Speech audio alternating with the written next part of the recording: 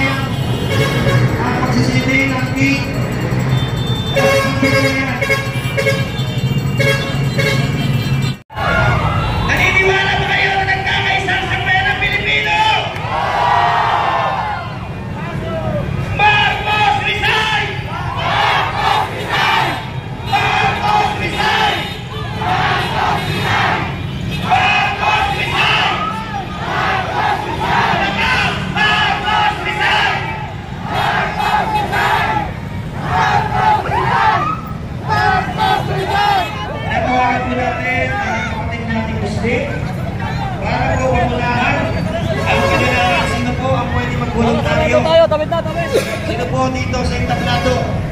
Tawid. Sino po pwede mag-voluntaryo, kapatid na Muslim?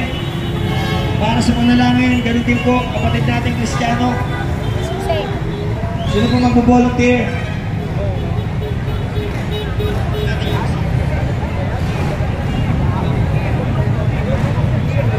Okay, mga kaibigan, ibigay po natin mula sa ating kapatid na Muslim ang taimtim na panalangin. Assalamualaikum warahmatullahi wa barakatuh. Inaanyayahan ko po ang lahat ng mga iba't ibang tribo sa Bangsamoro Autonomous Region, Muslim Mindanao. Andito po tayo upang ipanalangin si Tatay Digong na maging maayos ang kanyang pananakyan sa dahig neto na. Bismillahirrahmanirrahim. Alhamdulillahi Rabbil Alamin. Maliki yaumiddin. Iyyaka na'budu wa iyyaka nasta'in. Ihdinas siratal mustaqim. Siratal ladzina an'amta 'alaihim ghairil maghdubi 'alaihim waladdallin. Amin. Sa gawin ito ay manalangin po natin kay Allah ang ating maayos at lahat sa ating mga bawat Pilipino na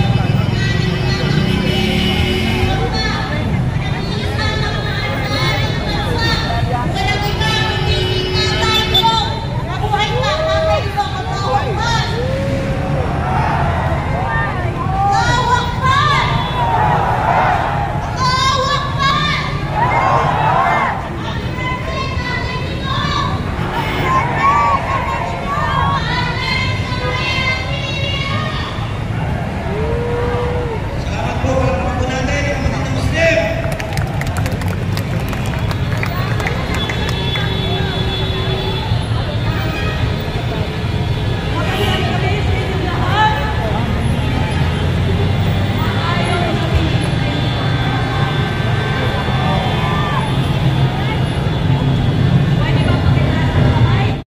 Maligaya at kapaki-pakinabang. Bilang ganti, ay diringin ko ang payo ng aking mga magulang. Susundin ko ang mga tuntunin ng aking paralan. Tutuparin ko ang mga tungkulin ng isang mamamayan, makabayan, masunurin sa batas. Paglilingkuran ko ang aking bayan na walang pag-iibot at ng buong katapatan. Sisikapin kong maging isang tunay na Pilipino sa isip, sa salita at sa gawa. Mabuhay ang Pilipinas! Mabuhay si Tatay Digong! Mabuhay ang Pilipino! Mabuhay tayong lahat! Malaya tayong Pilipino! Maraming salamat, palakpakan po na naman sarili natin. We would like to welcome you all. On behalf of the OFW, sir, you go ahead. Magandang gabi po ulit, mga kababayan. Ang dahilan po ng ating pagparito ngayong gabi ay upang ipakita ang pagmamahal sa ating dating Pangulong Rodrigo Roa Duterte! At ganun din, iparating ang ating matagal ng kahinaingan na patuloy na ginagawa sa atin ng kasalukuyang administrasyon, ang walang humpay na nakawan, ang walang humpay na paninigil. Papayag ba tayong busalan? Papayag ba tayong nakawin ang pera ng kaban ng bayan? Papayag ba tayong dagdagan pa ang 16 trillion peso ng utang ng ating bansa? Papayag ba tayong isa-isahin ni Tambaluslos? Mga kababayan, kayo po ay aming inaanyayahan, lahat ng ating mga kapwa Pilipino na mga nasa karatig nating mga lugar na nandito sa Metro Manila. Magsama-sama na po tayo. Pagod na ang sambayan na Pilipino! Panahon na para tanggalan ng mandato! Marcos resign! Marcos resign! Marcos resign! Marcos resign! At ngayon naman po, Ito mga babayan, hanggang dito yung tao.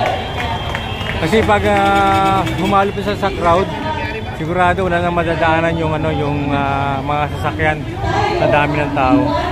Nakita pa natin to, sarado itong kalsada na to. Sa dami ng tao. Ayan, dito pa sa may side na to.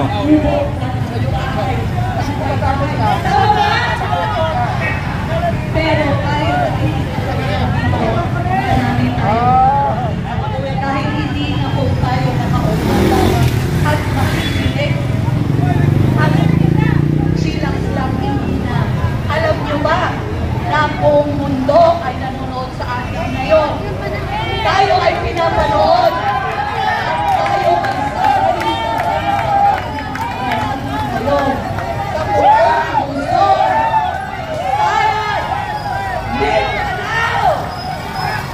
America, the North, Belgium, the Netherlands, sa Hague, sa Spain, Australia, ang buong mundo ay sabay sa America ngayon. Sa Hague. Ang oras. Yes, meron akong dumating. Yan, tumawid yung mga dating, oh. Wala na, sarado na yung arsada. sabungin mo namin sila. Duterte! Bagong dating to, mga babayan.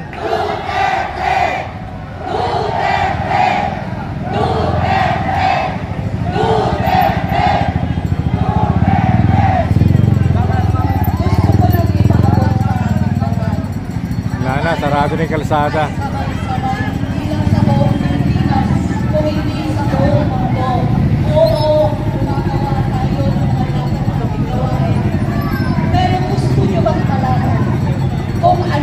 Ano?